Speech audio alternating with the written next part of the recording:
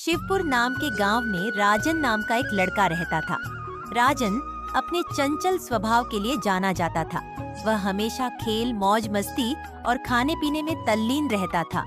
उसे जिम्मेदारियां उठाने या कोई काम करने में कोई दिलचस्पी नहीं थी, जिस वजह से राजन के माता पिता बहुत निराश थे। एक दिन राजन के पिता महेश जी ने अपने बेटे की इन सारी आदतों की वजह से निराश होकर उसे डांटने का फैसला लिया। राजन, तुम ऐसे कैसे बेटे हो? तुम्हें सिर्फ खेल, मौज मस्ती और खाने की ही पड़ी रहती है। तुम कभी कोई काम नहीं करते। बाबा, मैं अभी बहुत छोटा हूँ, लेकिन आप इतना गुस्सा क्यों कर रहे हो? राजन, अब तुम बच्चे नहीं रहे हो। हमने सोचा था कि तुम बुढ़ापे में हमारा सहारा बनोगे। तुम्हें तुम्हारी जिम्मेदारियां समझ आएंगी, तुम हमें काम में मदद करोगे। लेकिन अब तो ऐसा लगता है कि हमें ही हमेशा तुम्हारा ध्यान रखना होगा। ऐसा क्यों कह रहे हो बाबा? मैं बदल सकता हूँ, बस मुझे एक मौका और दीजिए। हमने तुम्हें आज तक कई मौके दिए हैं राजन। अब यही समय है कि तुम अपने भविष्य के बारे में सोचो और अपनी जिम्मेदारी खुद लो। लेकिन बाबा, मुझे कुछ नहीं सुनना राजन। अब से तुम इस घर में नहीं रहोगे। बस आप ऐसा मत बोलो बाबा। मैं कहाँ जाऊंगा? मुझे सच में अपने परिवार की परवाह है। कृपया मुझे जाने के लिए मत कहो। मैंने बोला ना तुम्हें कि मुझे कुछ नहीं सुनना है। तुम बस मेरी आंखों के सामने से दूर चले जाओ। इसके सिवाय तुम कभी नहीं सुधरोगे। चले जाओ यहाँ से। राजन महेश जी को समझाता रहा, लेकिन उन्होंने उसे बाहर जाने के लिए कहा और राजन निराशा से बाहर चला गया। राजन सड़क पर अकेला चल रहा था और चलते चलते वह एक जंगल में चला गया। वह बहुत थक चुका था। तभी उसे घने पेड़ों के बीच एक बहुत पुराना मंदिर दिखाई दिया। उसे देख राजन ने सोचा, इतनी देर से चलकर बहुत थक गया हूँ, इस मंदिर में जाकर थोड़ा विश्राम करता हूँ।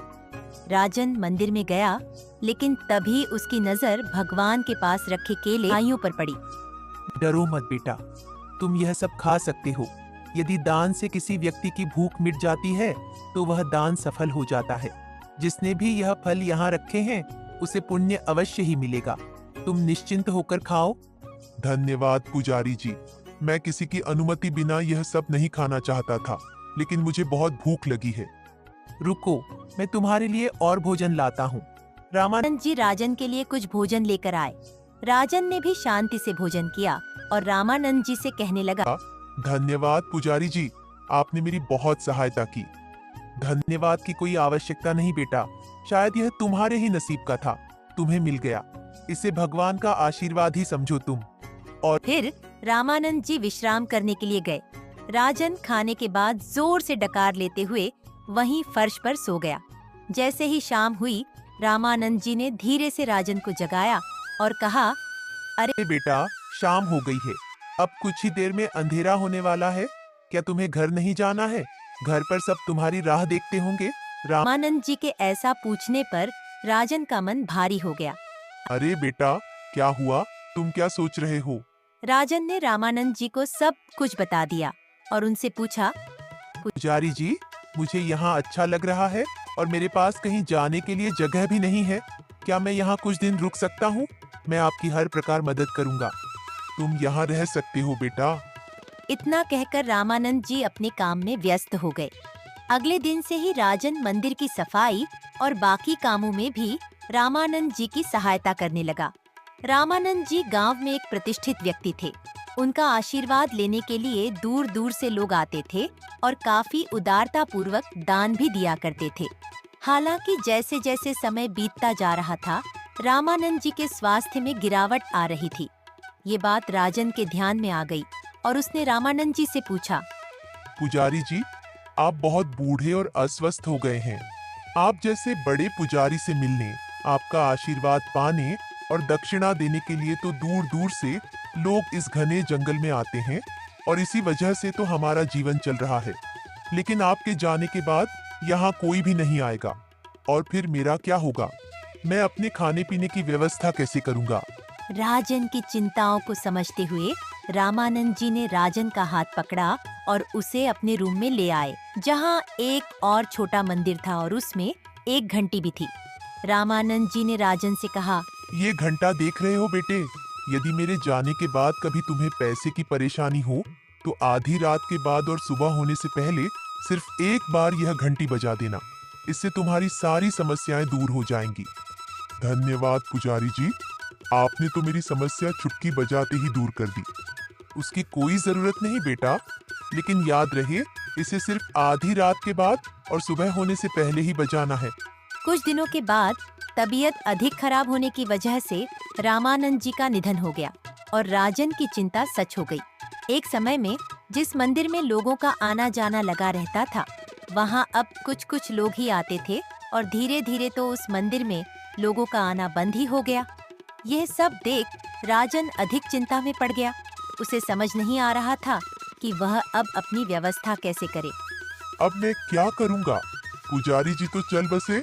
जब तक पुजारी जी जिंदा थे तब तो मंदिर में लोगों की भीड़ लगी रहती थी, और आज तो इस मंदिर को कोई मुड़कर भी नहीं देखता। अब मैं अपनी जरूरतों को कैसे पूरा करूँगा? मैं खाना कहाँ से लाऊंगा? हे भगवान, मेरी मदद करो, मुझे कुछ तो मार्ग दिखाओ। सोच में डूबे राजन को अचानक से रामानंद जी के शब्द याद आ गए और वह तुरंत बाबा के बंद रूम में पहुंचा। अरे, मैं पुजारी जी की यह बात तो भूल ही गया था। बाबा ने मुझसे कहा था कि जब मुझे पैसों की जरूरत होगी तब मुझे यह घंटी बजानी है। मैं इसे बजा के देखता हूँ। लेकिन तभी राजन को कुछ याद आया और वह रुक गया। अरे नहीं नहीं, मैं इसे अब नहीं बजा सकता। पुजारी जी ने कहा था कि इसे आधी रात होने के बाद और सुबह होने से पहले बजाना है। ठीक है, आधी रात होने में अब कुछ ही वक्त है, फिर मैं इसे बजाऊंगा। आधी रात होने के बाद राजन ने वह घंटी बजाई और एकदम से चमत्कार हो गया। राजन ने देखा कि 2 सोने के सिक्के मंदिर के फर्श पर गिरे हुए थे, जिसे देख राजन बहुत खुश हो गया। अगले दिन राजन ने उन सिक्कों का उपयोग करके अपने लिए जरूरत का कुछ सामान खरीदा। रामानंद जी की दी हुई घंटी की वजह से राजन के खाने पीने और बाकी जरूरतों की चिंता दूर हो गई। एक दिन राजन सुबह उठा और उसे मंदिर में हर तरफ कचरा फैला हुआ दिखाई दिया। तब वह सोचने लगा, अरे रे, इतना कचरा है, ये अब इसे मुझे ही साफ करना पड़ेगा क्या? लेकिन साफ करने का क्या फायदा? मंदिर में अब ना तो लोगों की भीड़ है और ना ही कोई देखने वाला है। जाने दो, ये सब काम नहीं करूँगा। अब तो मेरे पास पैसा भी है। राजन ने मंदिर की देखभाल करना और साफ सफाई करना बंद कर दिया था।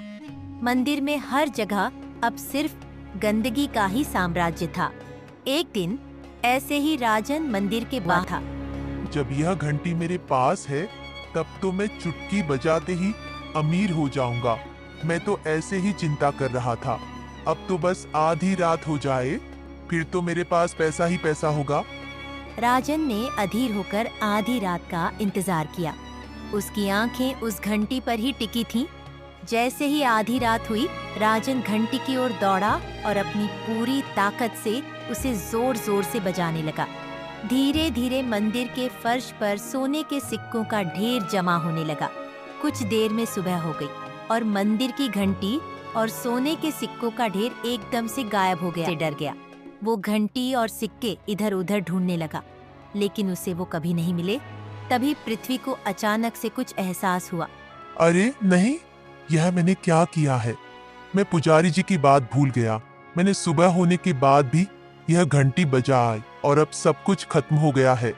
मैंने अपनी अधिक की इच्छा की वजह से सब कुछ खो दिया है। हे भगवान, अब मैं क्या करूं? मैंने बहुत ही गलत किया।